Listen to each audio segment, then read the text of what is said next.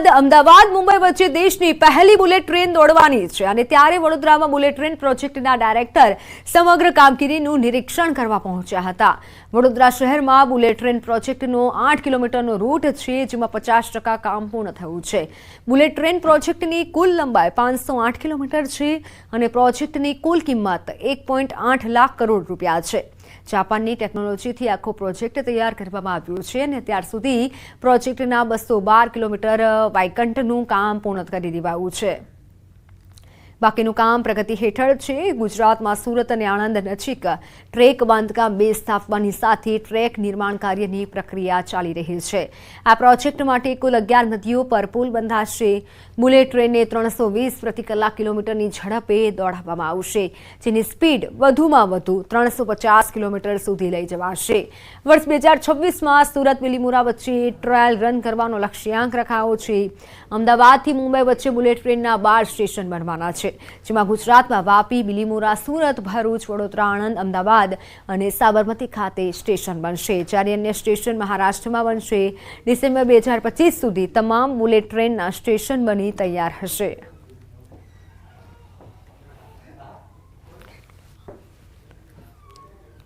Bullet train आएगा तो traffic को ऐसा सीमलेस हम लोग करें, जो वीडियो के माध्यम से भी आपने देखा कि किसी भी क्रॉस मूवमेंट ना हो. इसी हमारे हम लोगों ने जमीन का भी अधिक बड़ौदा में जमीन का भी अधिग्रहण किया और सीमलेस ट्रैफिक जनरेट कर रहा है. दूसरी बात है पैसेंजर एमिनिटीज़ की. पैसेंजर एमिनिटीज़ में ग्राउंड फ्लोर, कॉन्कोर्स लेवल और प्लेटफॉर्म स्लैब, ये 3 लेवल हमारे में. ક્ષત્રિય સમાજનું શક્તિ અસ્મિતા મહાસંમેલન યોજાય તે પહેલા વિવાદ સર્જાયો છે.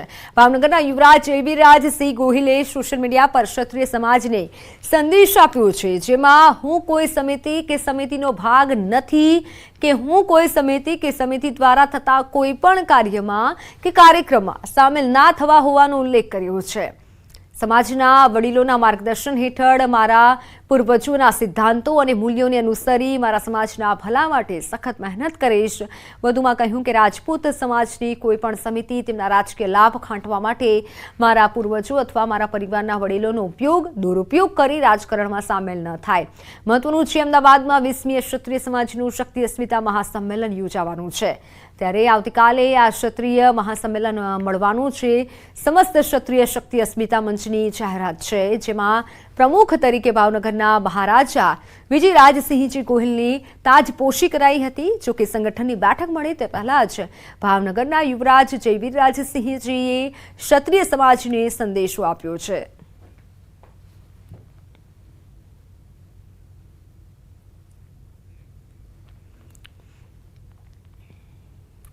અમદાવાદમાં શુક્રવારે રાજપૂત સમાજનું મહાસંમેલન યોજાવા જઈ રહ્યું છે. જોકે તે પહેલા ભાવનગરના યુવરાજની એક પોસ્ટ સોશિયલ મીડિયામાં ખૂબ વાયરલ થઈ રહી છે, જેને લઈને સંમેલન પહેલા જ સમાજમાં વિવાદની ચર્ચાએ જોર પકડ્યું છે.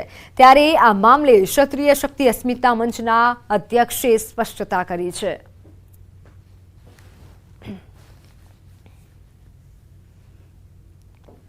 રાજપૂત સમાજનું મહાસંમેલન શુક્રવારે યોજાવા જઈ રહ્યું છે અને એ પહેલાં ભાવનગરના યુવરાજ જે છે તેમની એક પોસ્ટ સોશિયલ મીડિયામાં વાયરલ થઈ છે. આપણી સાથે સંમેલનના પ્રવક્તા અર્જુનસિંહ છે, તેઓ પાસેથી જાણીશું કે આ શું પોસ્ટ જે શું સૂચવી રહી છે, તેઓએ જે સંદેશ આપ્યો છે. બાપુ, શું કહેશો? જે પ્રકારે ભાવનગરના યુવરાજે જે પોસ્ટ વાયરલ કરી છે ને તેમાં એઓએ સ્પષ્ટ કહ્યું છે કે તેઓ કોઈ સમિતિના ભાગ નથી, કોઈ કાર્યક્રમમાં તેઓ સામેલ થવાના નથી. શું આ જે છે પોસ્ટ સૂચવી રહી છે, તમે શું કહેશો? હું ભાવનગર યુવરાજ સાહેબની બાબતે બહુ સ્પષ્ટ એમની વાત હોય છે દર વખતે. આપને ખ્યાલ હશે, પરસોત્તમભાઈ રૂપાલા વખતે પણ એ બહુ સ્પષ્ટ હતા. એમણે બોલ્યા છે એ ખૂબ ખરાબ છે. એ જ રીતે એમની જ્યારે પણ પોતે યુવરાજ સાહેબ મારા ખ્યાલથી દર વખતે એક પોસ્ટ કરતા હોય છે પોતે કે હું આ સમિતિના સભ્ય નથી, પોતે કોઈ પણ સમિતિના સભ્ય નથી. એ બહુ એમની સ્પષ્ટ વાત છે.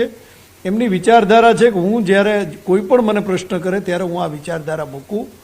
અને જે વાયરલ થઈ ગયું હતું ઘણા સમયથી, આ ચર્ચાનું એક કેન્દ્ર છે કે કોઈ પણ સામાજિક રીતે આ સમાજને બીજા પાર્ટીમાં જોડાવાની વાત છે, તો એ પણ બહુ સ્પષ્ટ છે કે કોઈ પાર્ટી સાથે અમે અથવા અમારો પરિવાર જોડાયેલ નથી. એટલે હિઝ હાઇનેસ ઓફ ભાવનગર એમના પિતાશ્રી વિજયરાજસિંહજી પોતે પધારવાના છે. એના સમયના જે સમયે પોતે પધારવાના છે એ બરોબર છે, એમાં એમની પણ કોઈ ના નથી. પોતે સમાજ સાથે છે અને સમાજના દરેક કાર્યમાં પોતે જોડાયેલા હોય છે. એમણે એ પણ કહ્યું છે કે રાજપૂત સમાજની એકતા અનિવાર્ય છે, પરંતુ એમણે એ વાત સ્પષ્ટ કરી છે કે રાજપૂત સમાજની કોઈ પણ સમિતિ કે તેમના રાજકીય લાભ ખાટવા માટે તેમના પૂર્વજો જે છે કે તેમના પરિવારનો વડીલોનો દુરુપયોગ રાજકારણમાં સામેલ ન થાય તે પ્રકારે તેઓએ જે સૂચવ્યું છે એ શું કહેવા માંગી રહ્યા? એ જે વાત છે મેં આપને પહેલાં સ્પષ્ટતા કરી, ફરી એકવાર કરી દઉં કે ભાવનગર મહારાજ સાહેબ અહીંયા પધારે છે અને પોતે સમાજના અધ્યક્ષ બને છે. શંકરસિંહજીની વાત ખાસ કરીને આમાં આવશે, જોડવાની વાત શંકરસિંહજીની જ છે. શંકરસિંહજીને લગભગ અમે 2.5 મહિના પહેલાં મળેલા છીએ બધા જ, અને સાથે મળીને શંકરસિંહજીએ પોતે એવી ઈચ્છા ધરાવી હતી કે સમાજના અધ્યક્ષ બને.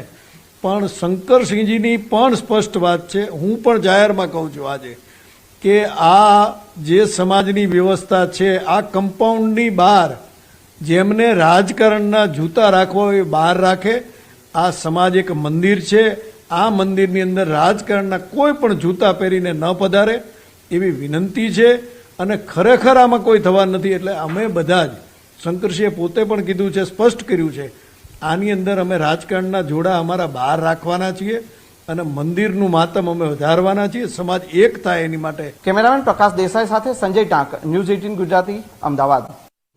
તો સુરતમાં બોગસ કસ્ટમ ઇન્સ્પેક્ટર ઝડપાયો છે. ખોટી ઓળખ આપી લૂંટ આચરતો હતો. ખાનગી ટ્રાવેલ માલિકો સાથે લૂંટ આચરતો. અંબિકા ટ્રાવેલ્સ સાથે 6,25,000ની ઠગાઈ આચરી હતી. અન્ય એક ટ્રાવેલ્સ માલિક પાસે 2,70,000 પડાવ્યા. પેટ્રોલ પંપ પર 3,50,000નું ડીઝલ ભરાવી ઠગાઈ આચરી. કામરેજના વ્યક્તિ પાસે 1,15,000 પડાવ્યા હતા. નોકરી આપવાના નામે પણ ઠગાઈ આચરતો હતો.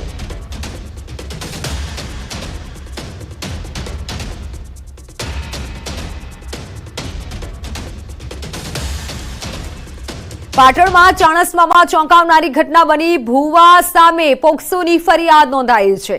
સગીરાને બ્લેકમેલ કરી દુષ્કર્મ આચર્યું. સગીરા સાથે બેબસ વર્તન કરી વિડીયો વાયરલ કર્યો. મહેસાણાના ભુવાએ દુષ્કર્મ આચર્યું. અવારનવાર સગીરાનો પીછો કરી ગાડીમાં બેસાડી જાનથી મારી નાખવાની ધમકી આપી બ્લેકમેલ કરી. અને આ મામલે સગીરાના પિતાએ પોલીસ ફરિયાદ નોંધાવી છે. પોલીસે અલગ અલગ ટીમો બનાવી ભુવાજીને પકડવા માટે ચક્રો ગતિમાન કર્યા છે. ઓનલાઈન પર સંવાદદાતા અશરફ જોડાઈ ચુક્યા છે. અશરફ, હાલ આ જે ભુવો છે તે ક્યાં છે? પોલીસની કેવી કાર્યવાહી?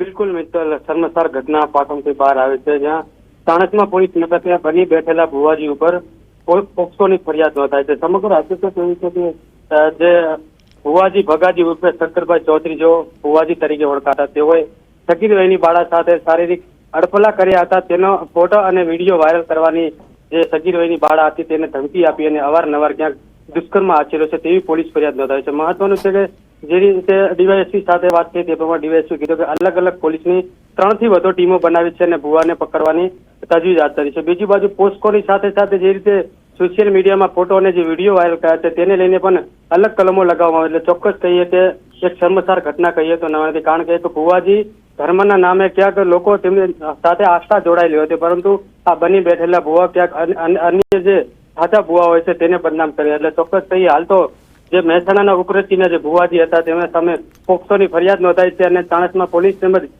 એલસીબી સહિતની ટીમો અલગ અલગ જગ્યા પર નાકાબંધી કરીને ભુવાજીને પકડવાની તજવીજ હાથ ધરી છે. વિત્તલ. બિલકુલ અશરફ, આભાર માહિતી બદલ. સગીરાને બ્લેકમેલ કરી દુષ્કર્મ આચર્યું હોવાનું સામે આવ્યું છે અને ચાણસ્મામાં ચોંકાવનારી ઘટના બની છે. તો સુરતમાં યુવકના જોખમી સ્ટન્ટનો વિડીયો સામે આવ્યો છે. પાલ ઉમરા બ્રિજ પર યુવકે સ્ટન્ટ કર્યા. યુવક બ્રિજની પાળી પર ચાલતો નજરે પડ્યો. યુવક જીવના જોખમે સ્ટન્ટ કરતો જોવા મળ્યો. વિડીયો સોશિયલ મીડિયામાં વાયરલ થયો છે. યુવકના આ રીતે જોખમી સ્ટન્ટથી અન્યોના જીવ પણ જોખમમાં મુકાઈ શકે છે. અવારનવાર આ રીતે વિડીયો સામે આવતા હોય છે, છતાં પણ યુવકો, ખાસ કરીને યુવાનો, આ રીતે પોતાનો જીવ જોખમમાં મૂકતા હોય છે. વિડીયો અત્યારે સોશિયલ મીડિયામાં ખૂબ વાયરલ થઈ રહ્યો છે. યુવકના જોખમી સ્ટન્ટનો આ વિડીયો સામે આવ્યો છે. પાલ ઉમરા બ્રિજ પરનો આ વિડીયો હોવાનું અનુમાન છે. યુવકે બ્રિજ પર આ રીતે જોખમી સ્ટન્ટ કર્યા હતા. યુવક બ્રિજની પાળી પર ચડી ગયો હતો અને ચાલવા લાગ્યો હતો.